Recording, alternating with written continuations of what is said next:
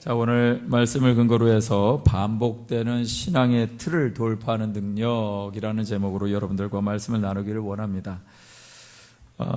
네덜란드 화가 중에 애셔라는 화가가 있습니다. 본명은 모리츠 코르넬리스 애셔입니다. 발음하기도 어렵습니다. 근데 이 화가가 지은 그 작품들이 조금 이렇게 우리 생각을 좀 복잡하게 하는 그런 그림들을 많이 그렸습니다. 왜냐하면 이분이 수학적인 개념을 좋아하셨나 봅니다. 그래서 미술과 수학적인 개념을 함께해서 그림으로 표현했는데 이런 그림들입니다. 한번 보실까요? 은혜가 되죠? 네, 막 도마뱀이 많이 있는데 빈틈없이 도마뱀이 있습니다. 그리고 또 한 장 넘겨보면요, 무엇이 있을까요? 네, 나방이 빈틈없이 있습니다. 어쩜 저렇게 그림을 그릴까 싶을 정도로 꽉 짜여진 그림을 아주 계산을 엄청나게 하신 것 같습니다. 또 한 장 넘겨볼까요? 네, 뭐가 보이십니까? 예, 물고기가 보이시죠? 물고기만 보이시면 여러분들은 조금 돌봐주셔야 됩니다. 네, 모두 보이죠? 예, 배도 보입니다. 저런 아주 재밌는 그 그림을 이분이 그리셨습니다. 근데 또 이분이 한 가지 이제 작품을 더 보여드릴 텐데요. 예, 한번 보여주실까요? 예, 건물입니다. 뭐 다세대 건축 건물 같죠? 예, 근데 저 건물의 특징이 되어지는 것은 바로 저 옥상입니다. 이 작품의 제목은 Ascending and Descending입니다. 이제 영어로 말씀을 드렸는데 그냥 뭐 번역을 하자면은 올라가기 그리고 내려가기 뭐 이런 뜻이 될 것 같습니다. 근데 이 작품은 지금 저 옥상이 관건입니다. 저기 보시면은 맨 아래쪽에 사람 있죠. 그 아래쪽에 있는 사람들을 보시면은 지금 위로 올라가고 있습니다. 그런데 그 옆에 있는 사람은요, 계속해서 내려가고 있죠. 근데 이 그림을 자세히 보시면은 내려가는 사람은 계속 내려가고 있는데 그 자리에 있고요. 올라가고 있는 사람도 계속 올라가고 있는데 올라가더라, 올라가지 못하더라. 예. 이것이 이제 메비우스의 띠와 같은 그런 원리로 그림을 그렸습니다. 그래서 저 건축물은 있을 수가 없습니다. 그림상에 있는 것이니까요. 근데 저기 보면은 계속 올라가는 사람들은 계속 올라가고 있지만, 그리고 내려가는 사람들은 계속 내려가고 있지만 저 상태의 계단에 갇혀버린 것이죠. 많은 사람들이 성공하기를 원합니다. 그래서 자기계발서라는 책들을 가까이 대합니다. 성공하고 싶은 사람들의 기본적인 욕구를 채워줄 수 있는 도구로 여겨졌죠. 근데 여전히 그런 책들은 수많은 사람들의 성공 실학 속에서 다양한 모습으로 재생산이 되고 있습니다. 어느새 자기계발서라는 것이 인간의 성공과 행복을 가져다 줄 것처럼 여겨지고, 그런 것을 가까이 하지 않으면은 인생이 뒤처지는 것 같아서 불안해합니다. 우리의 내면의 근본적인 문제를 해결하기보다는 반복되어지는 성공 압박을 통해서 무조건 올라가야 하는 등 떠밀리고 있는 것은 아닌지요. 신앙생활을 할 때도 어쩌면 그런 동기로 신앙생활하는 것은 아닌지 자문해 볼 때인 듯 합니다. 혹시 내 속에서 반복되어지는 종교적인 의무감이나 성공에 대한 해법으로서의 신앙생활을 하고 있다라는 생각이 드신다면, 애셔의 Ascending and Descending에 나오는 계단에 오르는 사람들 같이 종교적 일상에 갇혀 있을 수 있다는 것입니다. 이런 신앙의 사고의 틀 속에서 탈출하시는 은혜가 이 시간에 우리 모든 성도님들에게 있게 되시기를 주의 이름으로 축원드립니다. 첫 번째는요, 떡 가져가기를 잊었더니. 마태복음 12장부터 제가 계속 7월 달부터 말씀을 전하고 있습니다. 12장부터 오늘 본문 16장까지의 많은 표적들이 일어났습니다. 그럼에도 불구하고 종교 지도자인 바리새인들, 특히 오늘 언급되어 있는 서기관 말고 사두개인이라는 표현 언급되고 있는데, 새로운 종교 지도자들까지도 예수님께 반복되어지는 질문을 합니다. 그것은 표적을 보여달라라는 것이죠. 이에 예수님도 전과 동일하게 반복되어지는 답을 하십니다. 다시 말해서 악하고 음란한 세대가 표적을 구하나 나는 요나의 표적밖에 보일 것이 없다라고 하시는 것이죠. 이런 상황 속에서요, 제자들이 건너편으로 가게 됩니다. 그리고 그런 상황 속에서 제자들이 이런 대화를 합니다. 떡 가져가기를 잊었다 라고 얘기를 하는 겁니다. 제자들의 부주의함이 드러나는 것이죠. 그런데 이런 부주의함이 드러날 때 당연히 예수님이 책망하셔야 될 것 같은데 책망하시는 것이 아니라 이해할 수 없는 가르침을 주십니다. 예수님이 주의를 주신다면 이런 말씀하실 것 같습니다. 왜 그리 준비성이 없느냐라고 하셔야 하지 않을까요? 그런데 마태복음 16장 6절에서는 예수님이 그렇게 말씀하시지 않습니다. 함께 읽겠습니다. 시작. 예수께서 이르시되 삼가 바리새인과 사두개인들의 누룩을 주의하라 하시니 라고 말씀하시죠. 상황에 맞는 말씀이 아닌 것을 여러분들도 이해하실 것입니다. 예수님의 말씀에 제자들은 깊이 생각해 봐야 했을 것입니다. 그런데요, 예수님의 말씀에 제자들의 반응은 7절 말씀입니다. 그들이 서로 의논했다고 합니다. 그러면서 하는 말이 우리가 떡을 가져오지 아니하였도다 라고 얘기를 하는 것입니다. 여전히 지금 제자들은 예수님의 그런 이해할 수 없는 질문에 떡 타령을 하고 있는 것입니다. 예수님의 말씀에 대해서 여전히 이들은 진지하게 생각하고 있지 않지요. 그리고 제자들이 하는 말은 여전히 먹을 것에만 관심이 있습니다. 제자들 자신이 생각하고 있는 삶과 신앙의 틀에 갇혀서 여전히 예수님의 의중을 깨닫지 못하고 있는 것이지요.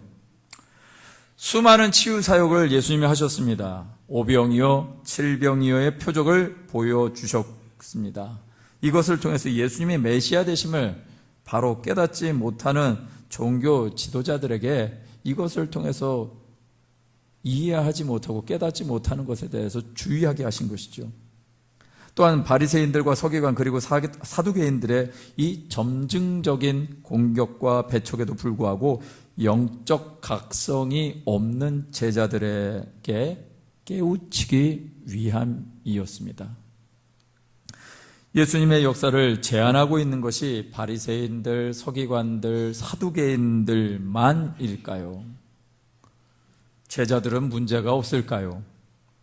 겉으로 보기에는 계속적인 표적을 요구하는 종교 지도자들에게만 문제가 있어 보입니다. 그러나 제자들이 예수님의 사역을 보탬이 되기 위해서 떡을 가져다가 준비해야 한다는 생각을 하고 있는 것이 오히려 예수님의 사역에 방해가 되고 있는 것은 아닐까요?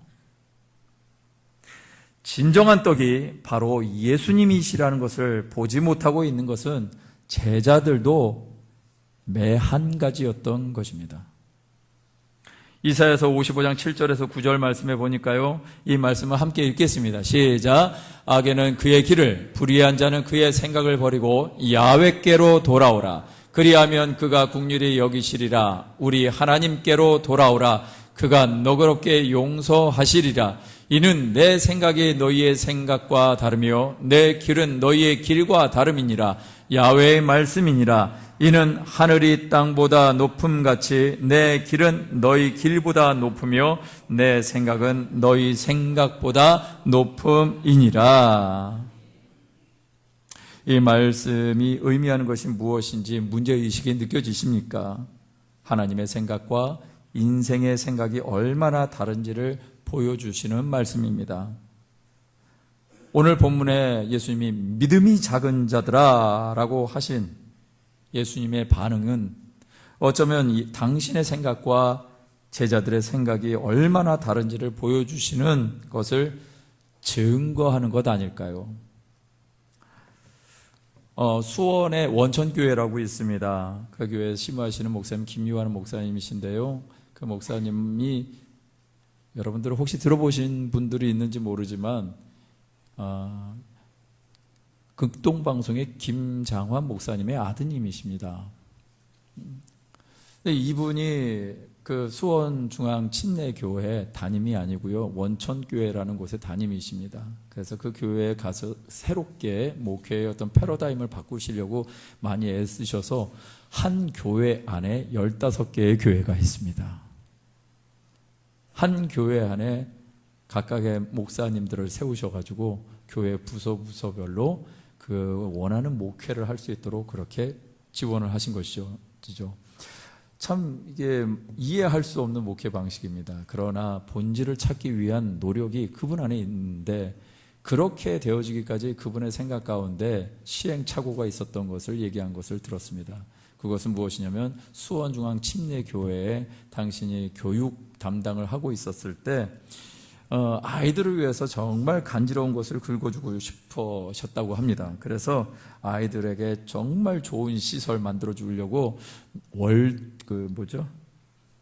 디즈니랜드 월트 디즈니랜드 같은 그런 놀이시설을 이 교회에다가 해주고 싶었나 봅니다. 그리고 아주 재미있고 화려한 프로그램들을 기획을 하고 아주 달콤하고 풍성한 간식들을 많이 만들어 놓고 황홀한 달란트 잔치를 준비했었습니다. 그래서 막 더할 나위 없이 훌륭한 사역을 했다고 생각을 하셨다는 거죠.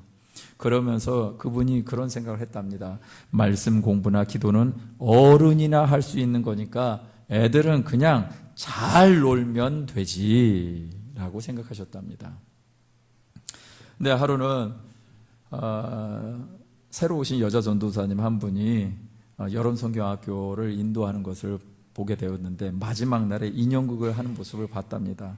근데 그 인형극 하던 중에 아이들에게 회개 기도를 강력하게 요청하시고선 통성 기도를 30분이나 시키더랍니다. 저희 교회는요, 교회학교에서 1시간 이상 시킵니다. 할렐루야. 이분은 30분 가가지고 놀라셨어. 근데 어쨌거나 이 목사님이요, 이 전도사님의 갑작스러운 진행에 굉장히 당황하시고 놀라셨답니다. 근데 이 목사님이 더 놀란 것은 예상 밖의 아이들의 반응이었습니다. 아이들의 기도 소리 때문에 이분이 놀라셨는데, 아이들이 뭐라고 기도했냐면, 하나님 아버지 사랑해요. 저를 구원해 주셔서 감사해요. 또 어떤 아이는, 하나님 아버지, 저는 보잘것없지만 주님이 쓰시겠다고 하실 때 어린 나귀처럼 언제나 예수님께 순종하기를 원해요. 저희보다 나은 것 같습니다. 아이들의 이 모습을 목격하시고 이분이 이렇게 생각을 하셨답니다. 그 생각을 정리한 건데요, 아이들에 대한 나의 판단은 착각이었다. 아이들은 기도할 수 있었다. 말씀을 자신의 삶에 적용할 줄도 알았다.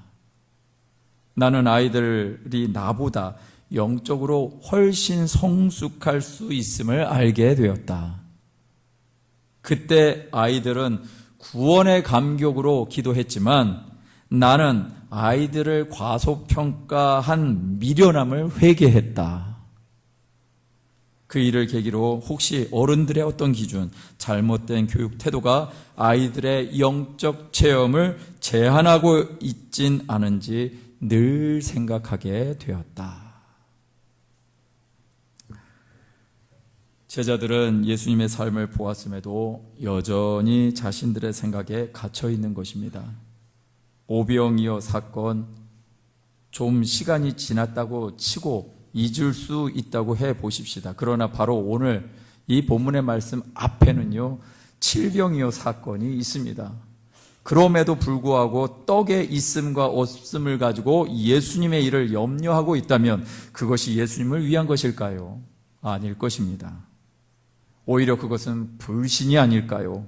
바리새인들과 사두개인들이 가지고 있었던 예수님에 대한 불신을 제자들도 은연중에 가지고 있었던 것은 아닐까요?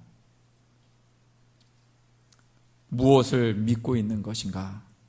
하나님과 그의 보내신 자 예수를 믿는 것이 아니라 자신의 상태와 환경적인 조건을 믿는 것으로 깊은 내면의 불신이 저들 안에 믿음이었다라는 것입니다.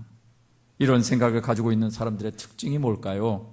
기도하지 않는 겁니다. 예수 그리스도 앞에 서 있지 않는 것입니다. 떡이 있느냐 없느냐만 가지고 예수님의 일을 행하려 하는 것, 이것이 저들의 모습이었습니다. 제자들은요, 떡을 잊은 것이 아니라 떡 되시는 예수님을 잊고 살아가는 것입니다. 제자들은 떡을 가져가기를 잊은 것이 아니라 예수님과의 동행하고 있음을 잊은 것입니다. 진정한 떡 되신 예수님을 매일매일 취하시고 그 예수님과 동행하시는 삶이 실제가 되시기를 주의 이름으로 축원드립니다. 두 번째는요, 너희가 아직도 깨닫지 못하느냐라는 것입니다. 바리새인들과 사두개인들, 이 당시 이 종교 지도자들이 보여준 모습은요, 유대인의 종교 생활의 모범이 되는 모습이었습니다. 그러나 예수님의 안목은 달랐습니다. 이 바리새인들과 서기관 그리고 사두개인들의 율법 준수하는 삶이나 그들의 가르침이 칭찬을 받아야 마땅할 테인데 예수님은 이렇게 말씀하십니다. 그들의 누룩을 주의하라고. 왜 그러셨을까요? 누가복음 11장 46절 말씀에 보니까요, 이런 말씀이 있습니다. 이르시되 화 있을진저 또 너희 율법 교사여, 지기 어려운 짐을 사람에게 지우고 너희는 한 손가락도 이 짐에 대지 않는도다. 왜 이렇게 책망하셨을까요? 그들에게 신앙생활의 실체가 무엇이냐는 것에 걸린 것입니다. 이들 율법 교사들의 가르침을요, 예수님을 어떻게 보고 계신가? 오늘 말씀 중간에 보니까 지기 어려운 짐으로 보고 계시더라는 것입니다. 하나님을 믿는 것이 자기 자신도 지기 어려운 짐인데 어찌 기쁨으로 있을 수 있으며 감사가 있을 수 있겠느냐라는 것이죠. 그런데 그 짐을 다른 사람에게 지우고 자신은 손가락 하나도 이 짐에 손대지 않고 있다라는 것을 책망하시는 것입니다. 이런 여지가 제자들에게는 없었을까요? 이 시대를 살아가고 있는 많은 교회들이 있습니다. 그리고 많은 성도님들이 있습니다. 그러나 그들의 삶의 모습에 혹시 이런 모습은 없느냐라는 것입니다. 최근 사성 장군 부부가 공감병을 노예에 부리듯 한 사건이 연일 뉴스에 나오고 있습니다. 별 4개입니다. 아주 막중한 책임이 있는 자리죠. 그러나 삶의 자리에서는 그에 합당한 삶이 없었던 것 같습니다. 이분이 더 사성 장군의 삶보다도 더 중요한 모습으로 사셨어야만 했습니다. 왜 그러냐 하면 이분들이 기독교인이었기 때문에 그렇습니다. 그러나 성도답게 사시지는 못하신 듯합니다. 낮은 자를 존중하는 삶, 굳이 어려운 사람을 찾아다니지 아니하더라도, 그렇게 찾아다니면서 선행하지 않더라도 자신의 주변에 있는 계급 낮은 사병들에게 그리스도의 마음으로 자기 자신을 낮추고 섬기지 않으신 듯 합니다. 그래서 안티 기독교 사이트에서는 이때다 싶어서 들고 일어나고 비난하고 모욕을 줍니다. 권력과 힘이 있을 때 그 힘을 잘 사용해야 되는 것이 권위자들의 모습이라고 저는 믿습니다. 이 시간에 진정한 권위로 겸손의 삶을 사신 예수님의 목소리가 저와 여러분들에게 들려지시기를 주의 이름으로 축원드립니다. 제자들이 예수님의 마음을 이해하지 못하는 것은 어쩌면 당연한 모습일 것 같습니다. 왜냐하면 당장에 먹을 것이 없으니까요. 우리의 마음에 없음으로 인한 불평과 불만, 또 자기 인식에 대한 부재의 상태로 있다면요, 진리의 말씀을 들을 때 수용하는 태도가 아니라 불편함을 가질 수 있습니다. 또한 문제가 발생하면 문제를 해결하려고 대안을 내놓기보다는 문제의 책임자를 찾아내고 비난함으로 문제를 떠넘기고 해결의 골든타임을 상실하는 것을 많이 보게 됩니다. 여러분, 예수님의 말씀으로 돌아가야 할 줄 믿습니다. 예수님의 진의가 무엇인지를 깨달아야 할 줄 믿습니다. 9절부터 11절까지의 말씀을 우리 함께 읽도록 하겠습니다. 시작. 너희가 아직도 깨닫지 못하느냐? 떡 5개로 5,000명을 먹이고 주운 것이 몇 바구니며 떡 7개로 4,000명을 먹이고 주운 것이 몇 광줄이었는지를 기억하지 못하느냐? 어찌 내 말한 것이 떡에 관함이 아닌 줄을 깨닫지 못하느냐? 오직 바리새인과 사두개인들의 누룩을 주의하라 하시니. 이 예수님의 말씀에 제자들의 반응이 12절에 나옵니다. 12절 말씀을 읽겠습니다. 그제서야 제자들이 떡의 누룩이 아니요 바리새인과 사두개인들의 교훈을 삼가라고 말씀하신 줄을 깨달으니라. 이제서야 깨닫습니다. 이제서야. 예수님께서 요한복음 8장 31절에 이런 말씀하셨습니다. 진리를 알지니 진리가 너희를 자유롭게 하리라.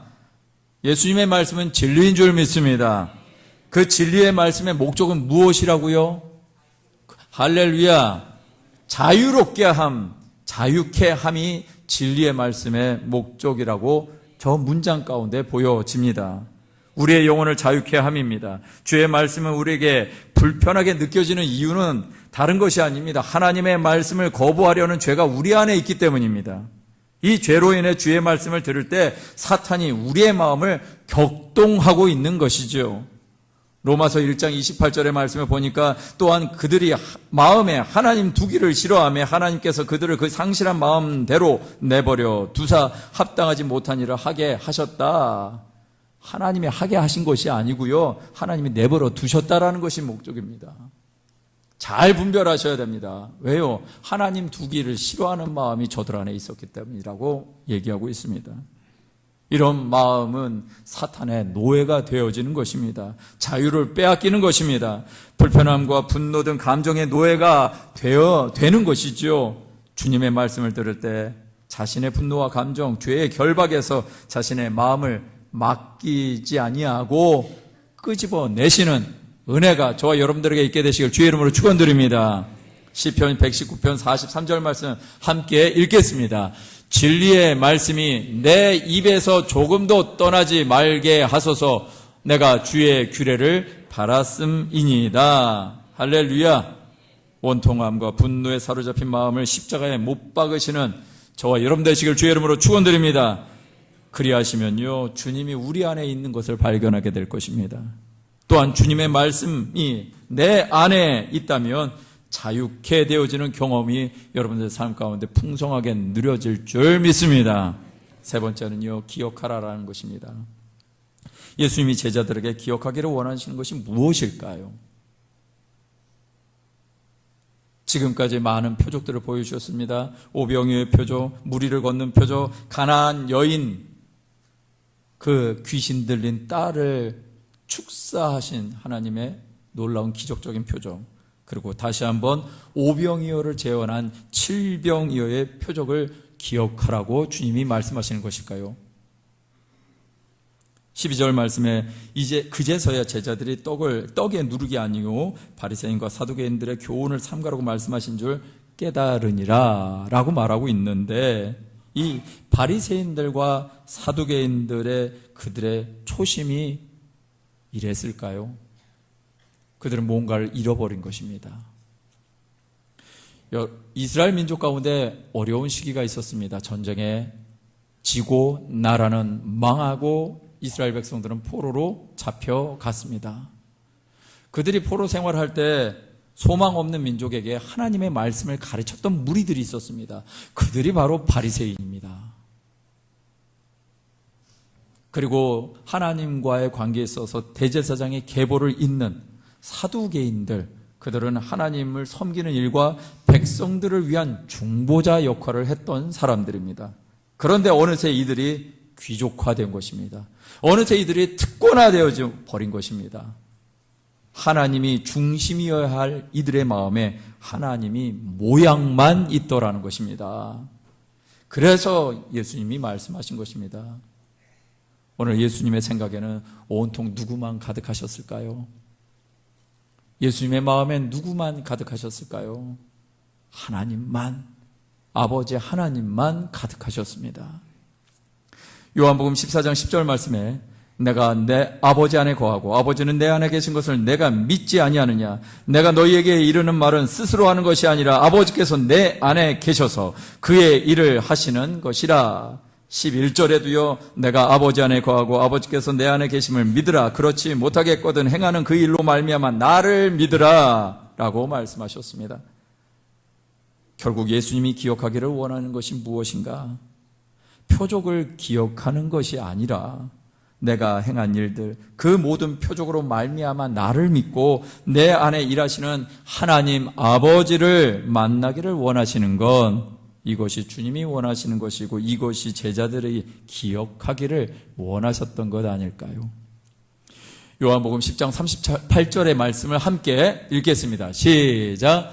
내가 행하거든 나를 믿지 아니할지라도 그 이름 믿으라. 그러면 너희가 아버지께서 내 안에 계시고 내가 아버지 안에 있음을 깨달아 알리라 하시니.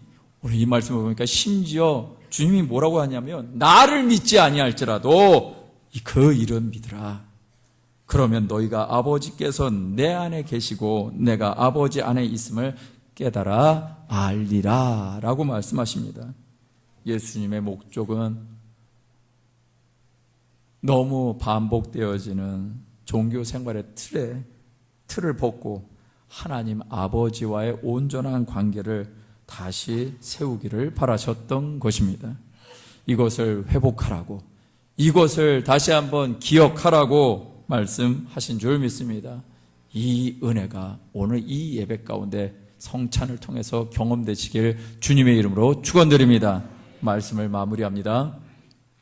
바리새인들과 서기관들 그리고 사두개인들 율법대로 열심히 살았고 가르쳤는지는 모르겠지만 오늘 말씀의 근거로 봐서는 예수님께 주의해야 할 누룩에 지나지 않았다라는 것을 우리는 심각하게 여겨야 할 줄 믿습니다.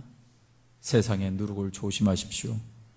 깨달음이 없는 내 감정을 십자가에 못 박으십시오. 아버지 하나님의 뜻을 기억하십시오. 그러려면 아버지 하나님과의 친밀함을 회복하셔야만 할 줄 믿습니다. 이같이 반복되어지는 신앙의 틀을 돌파하는 비결은 오직 하나님 아버지가 내 안에 거하셔야 하는 줄 믿습니다. 제가 오늘 말씀을 마치면서 동영상을 하나 여러분들 소개해 드리려고 합니다. 광고인데요. 어느 기업의 광고인데 이 광고를 보다가 제가 은혜 받을 줄 몰랐습니다. 예, 이 광고를 한번 보시겠습니다.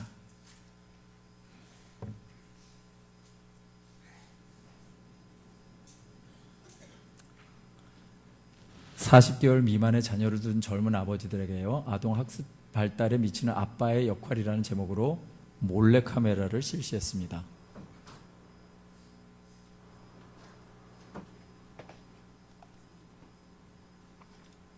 이제 질문이 주어지는데요. 아이가 제일 좋아하는 음식은 무엇인가요? 아빠가 흐뭇하겠습니다. 아이의 자는 모습을 지켜본 적이 있는가요? 아이의 사진이 몇 장이나 있나요? 아이를 사랑한다라고 마지막으로 말한 건 언제인가요?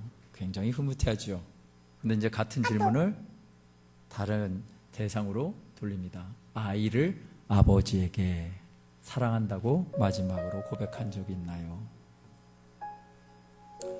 아버지가 제일 좋아하는 음식은 무엇인가요?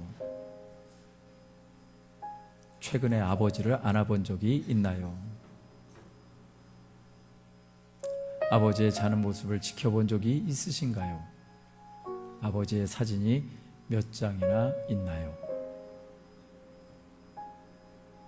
청선이 아빠 김용봉, 난 신앙철 아빠 신현기, 이영근입니다. 큰아들이. 저 영우 아버지 되는 사람입니다. 조유섭 아빠. 진영이 아빠. 성함은 김성복. 생각나지요. 그 아들 딸 만났다가 아들 가졌는데 요번에도 딸이 못해 갈까 했는데 네 엄마, 아빠, 동생한테 신경 써주고 좀 왔고 부모로서 이렇게 뭔가를 충분하게 해줘야 되는데 그런 것도 못 해주고 그래서 참 마음이 아픕니다. 아들이라는 것은 어느 누가 바꿀 수도 없는 것이고 크게 뭐 도와주지도 못했고 했는데 너희들이 알아서 잘 커가지고 계속 부족한 게 부모 마음 아닐까요? 죽는 순간까지. 그런 제가 그런 마음으로 살고 있어요. 계속 부족한 거예요.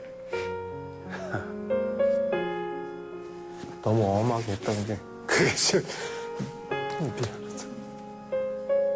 미안해.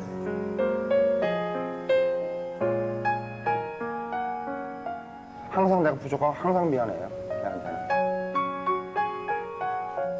미안하다 참 모든 것이 부족하고 못 가르치고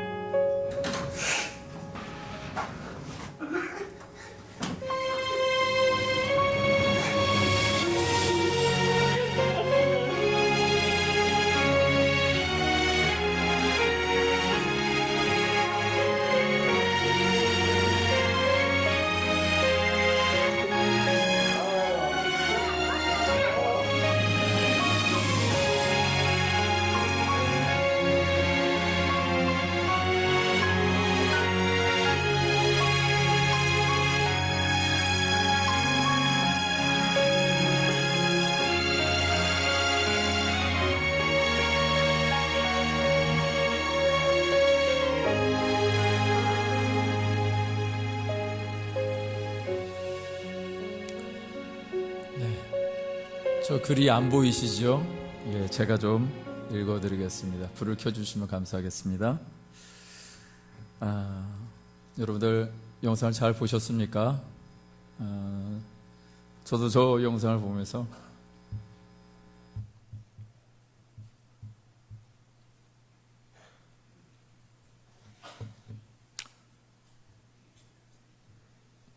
아버지를 얼마나 원망하며 살았는지 모릅니다.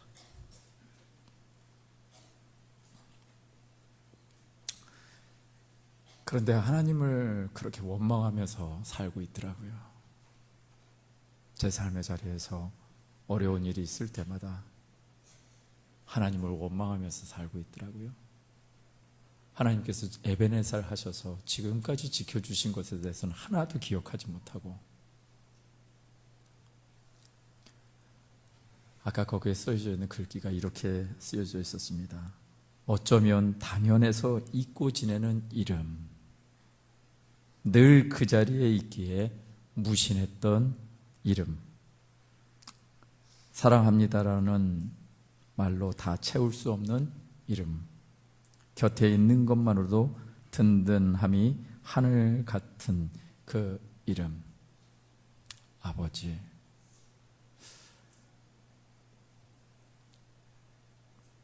예수님의 온통 관심은 하나님 아버지셨습니다. 우리에게도 그 하나님 아버지가 다시 한번 회복되어야 될 줄 믿습니다. 저와 여러분들의 삶 가운데 너무너무 무심했던, 너무너무 당연하게 여기고 있는 하나님 아버지, 그 하나님 아버지가 우리를 향해서 어떤 마음을 갖고 있는지, 당신의 아들을 십자가에 내어주시기까지 하신 그런 하나님 아버지의 마음이 저와 여러분들 가운데 다시 한번 회복되시고 기억되시기를 주님의 이름으로 축원드립니다. 이 시간 우리 한번 찬양 드리길 원합니다. 찬양의 제목은 아버지 사랑 내가 노래해 라는 찬양입니다. 이 찬양을 부르시면서 우리의 마음 가운데 하나님의 사랑을 놓치고 있는 것은 아닌지, 하나님의 아버지 하나님의 은혜를 놓치고 살아가는 것은 아닌지, 그리고 그 변함없이 신 하나님의 사랑 앞에 우리의 고백을 온전히 올려드릴 수 있는 시간이 이 시간이 되셨으면 좋겠습니다. 한번 찬양 드릴까요? 아버지 사랑 내가 노래. 아버지 사랑 내가 노래해. 아버지 은혜, 아버지 은혜 내가 노래해. 그 사랑, 그 사랑 변함없으신 거짓 없으신 성실하신 그 사랑 상한 갈 때 꺾지 않으시는 꺼져가는 등불 끄지 않는 그 사랑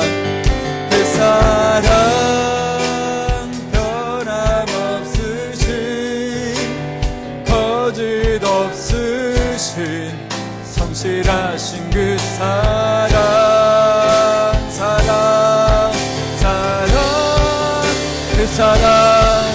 그 사랑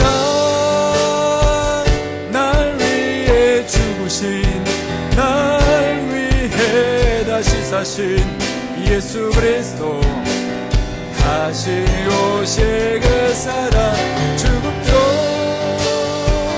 생명도 천사도 하늘의 어떤 권세도 끊을 수 없는 영원한 그 사랑 예수 한 번 더 고백합니다. 아버지 사랑 아버지 은혜 내가 노래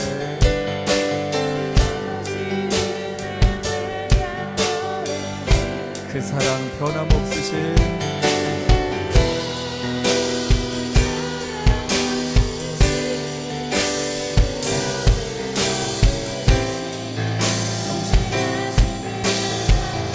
상한 갈 때 꺾지 않으시는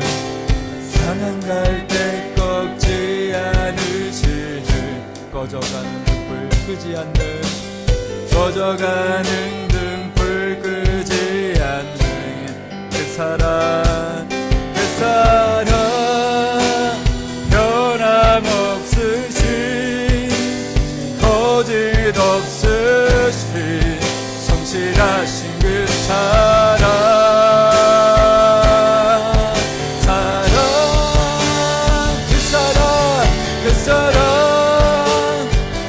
날 위해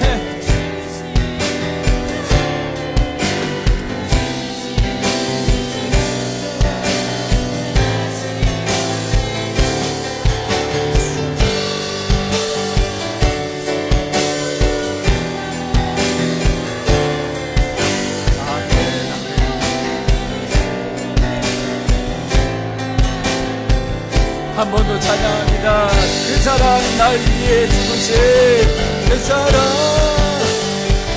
날 위해 죽으신 날 위해 다시 사신 예수 그리스도 다시 오실 그 사랑 죽음도 생명도 천사도 하늘의 어떤 권세도 끊을 수 없는 영원한